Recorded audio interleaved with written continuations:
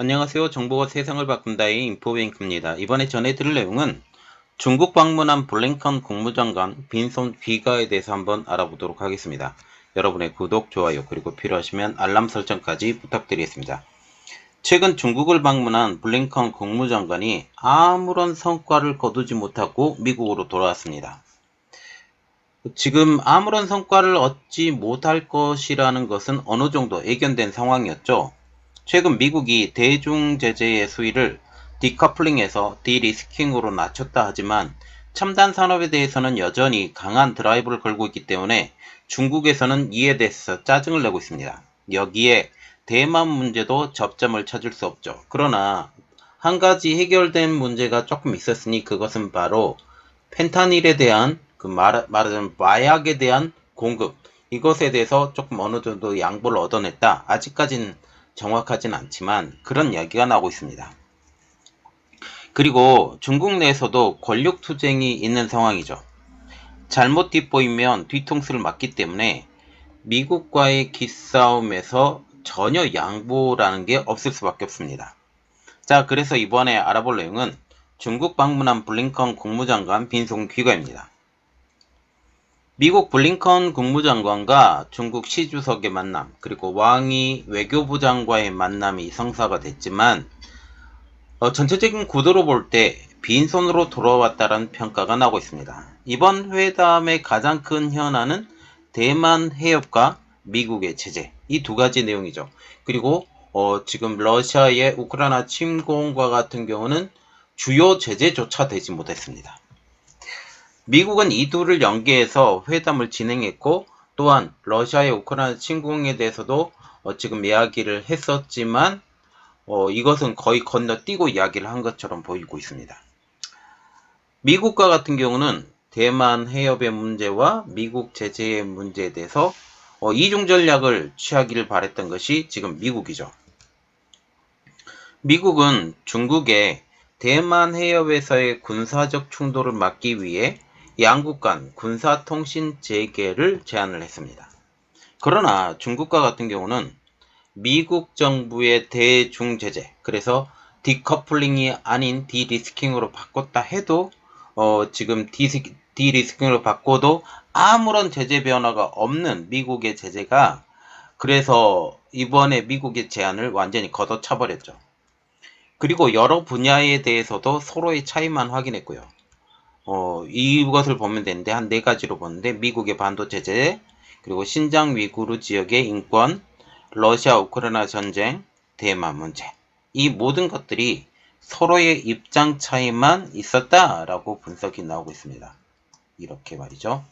그 반도체 제재는 지금 미국이 로직 반도체는 14나노, 그리고 랜드 플래시는 18나노 이하에 대한 거 256단 내 이상 들어가는 것을 지금 안 된다라고, 지금 128단 넘어가면 안 된다고 지금 얘기가 나오고 있죠. 이번 회담과 같은 경우는 미국이 디커플링에서 디리스킹으로 정책을 바꾸면서 대화를 좀 해보자. 미국 정책에 대해서 너희들이 우리를 뛰어넘을 방법이 없으니 이것만 제재하면 된다라고 생각을 하면서 한마디로 중국을 깔보면서 이야기를 시작을 했습니다. 그리고 아무런 성과도 거두지 못했죠. 지금 아무런 성과를 거두지 못하고 있던 가장 큰 이유는 여전히 계속되고 있는 미국 제재, 중국 기업에 대한 블랙리스트 등재, 대만 문제 등이 서로가 달려가는 방향이 전혀 다르기 때문에 해결될 수 없었기 때문입니다.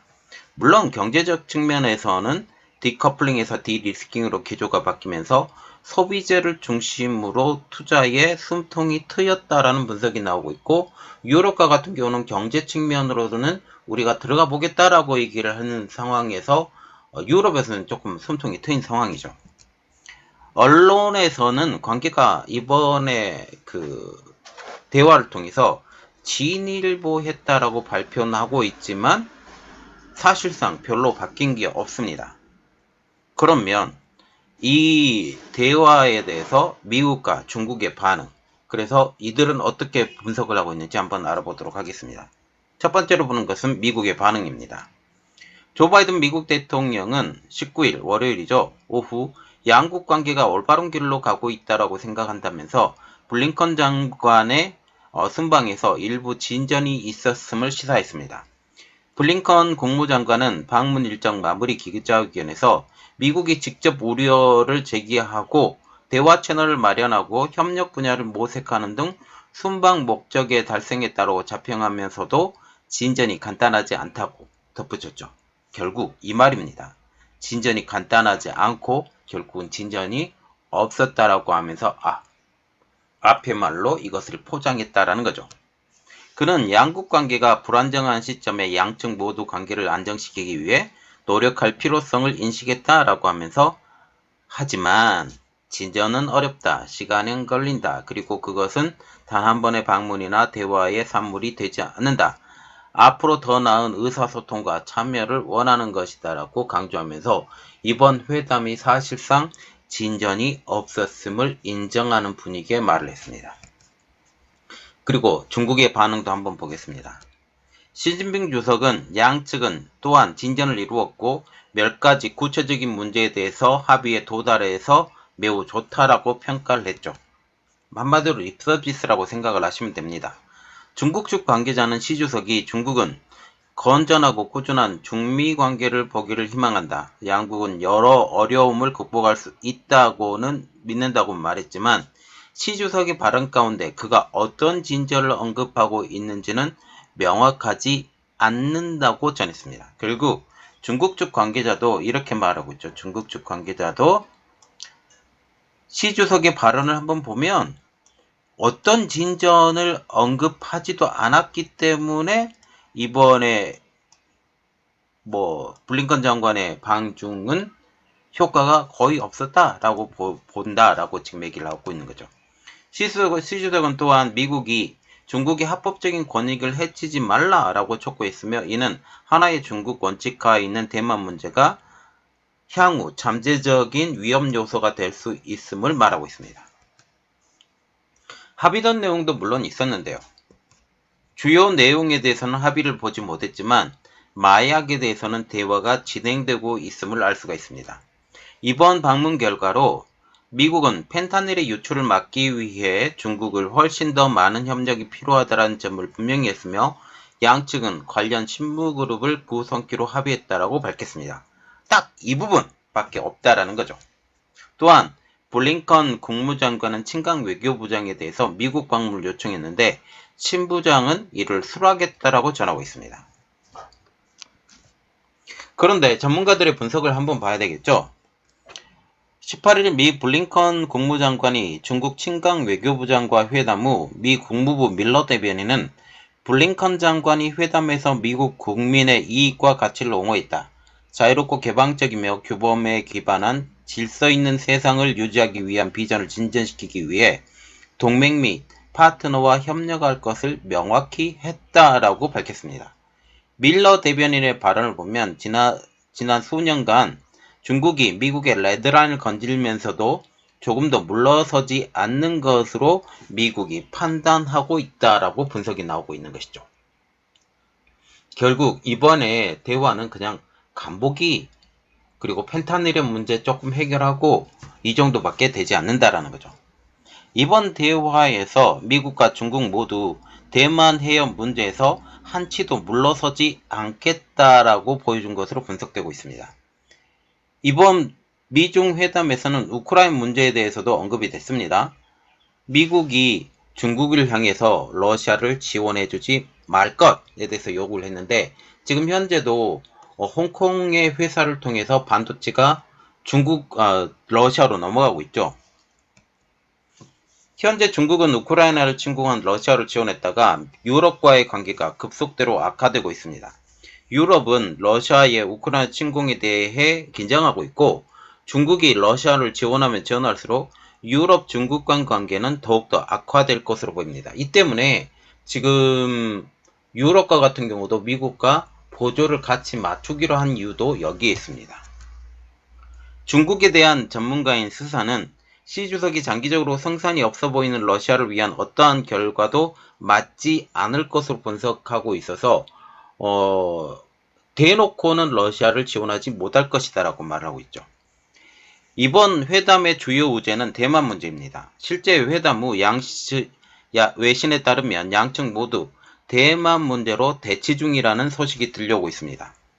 미국의 싱크탱크인 랜드 연구소는 최근 보고서에서 중국이 대만을 침공할 경우 미국은 반드시 개입해야 한다라고 했다고 하면서 미국이 개입하지 않으면 제2차 세계대전 이후 유지해온 미국의 시대가 종식을 구하게 될 것이다 라고 분석을 했습니다.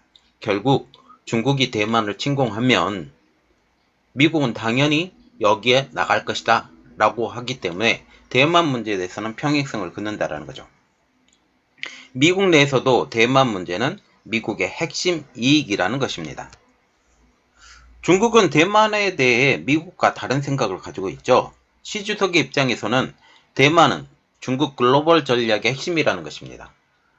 중국과 같은 경우는 1도련선, 2도련선, 3도련선을 그리면서 미국의 해군을 지금 현재 1도련선 뒤로 말하자면 괌이나 아니면 일본 오키나와나 한국을 포함해서 이 뒤로 밀어내고 싶어 해요.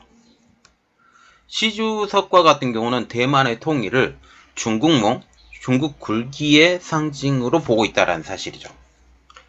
시 주석은 당장과 헌법까지 개정에 3년임에 성공했는데 이 모든 것이 대만 통일이라는 승부수를 띄기 위한 준비 단계라는 분석이 나오고 있습니다. 이렇듯 미중 간 대만을 향한 동상이몽이 이번 회담에서 한치도 물러서지 못하는 상황으로 몰고 가고 있었다는 거죠. 그리고 이 평행선은 끝까지 갈 것입니다. 그로 인해 대만 해협은 전 세계 분쟁의 핵심이 되었고 현재 세계에서 가장 위험한 지정학적 고위험 지역이 되었다라고 수사는 분석했습니다. 대만의 위험성이 러시아의 우크라이나 침공보다 훨씬 더 크다라는 거죠. 미국은 우크라이나 전쟁 발발 이후 군사적 개입을 언급한 적이 전혀 없습니다. 그런데 대만 문제에 대해서는 다르다라는 것이죠. 현재는 대만 해협에 대해 교착 상태에 받쳐 있지만 언제라도 중국이 선제 타격을 할 수 있다라고 분석하고 있다는 것입니다. 그것은 바로 세계적인 역학 구도에 따라 달라질 수 있다고 분석되고 있는데요. 미국과 유럽과의 관계, 한일 관계, 미국 경제, 자국의 정치 상황에 따라 다른 양상으로 전개될 수 있다고 분석하고 있습니다. 이 때문에 중국 공산당을 향해 불만이 커져가고 있으며 당장은 무너지지 않겠지만 중국은 흔들리는 모습을 보이고 있습니다. 경제에 어려움을 겪고 있는 중국은 1조 위안의 특별 국채 발행할 뜻을 밝혔습니다. 이번 국채 발행의 대외적인 지금 발표를 보면 인프라 건설, 다주택 거래 허용 등 부동산을 살리기 위해서입니다. 중국 경제의 성장의 견인차가 되어온 부동산은 상하이방을 무너뜨리기 위해 광둥성에 있는 헝다그룹을 정조준했는데 이를 통해 중국인들에게 부동산 불패를 무너뜨리는 계기가 됐습니다. 지금 상하이방이죠. 태자당으로 지금 불리고 있는 시주석, 상하이방으로 불리고 있는 장점민 주석이 돌아가신 이후에 죽은 이후에 상하이방은 지금 많이 소멸이 되었고 이 소멸된 이후에 지금 부동산 경기를 살리려고 노력하는 모습을 보이고 있다는 사실이죠. 한번 좌절을 맛본 부동산 시장이 다시 살아날 수 있을지 관심이 집중되고 있습니다. 청년 실업과 내수 부진, 부동산 경기 하락과 수출 하락, 인구 노령화 등 어느 하나 중국에 좋은 소식이 없습니다. 지금 현재 중국과 같은 경우는 경기 부양책을 하기 위해서 이 1조 위안의 국채 발행과 동시에 지금 기준 준비율도 낮췄고 그리고 여기에 금리까지 낮춘다라는 소리가 나오고 있습니다. 이 때문에 미국 내에서도 중국의 경제 침체를 대만의 침공으로 타개할 것으로 예측되는 소식이 들려오고 있죠. 그 가장 큰 이유는 현재가 중국에게는 가장 힘이 있는 시기라는 이유에서입니다. 지금 중국 경제가 계속 몰락해 가고 있는데 중국의 힘이 이 이후에는 더 낮아질 것이고 인구가 줄어들면 더 힘이 빠질 것이고 이럴 수 있다라는 거죠. 자, 여러 가지 측면으로 볼 때 우리는 봐야 될 게 대만의 침공 문제가 들어가면 우리나라는 반드시 이곳에 들어갈 수밖에 없는 입장이 된다라는 사실이죠. 그래서 여러 가지 상황을 보고 우리는 어떻게 해결을 해야 될까? 해결 방법 없어요. 사건이 안 일어나기를 바라는 수밖에 없습니다. 그래서 이러한 것들을 우리가 좀 더 파악하고 잘 판단하는 여러분들이 되시길 바라겠습니다. 이번 내용은 여기까지 하겠습니다. 여러분들에게 많은 도움이 됐다고 생각을 하시면 구독, 좋아요, 그리고 필요하시면 알람 설정까지 부탁드리겠습니다. 감사합니다.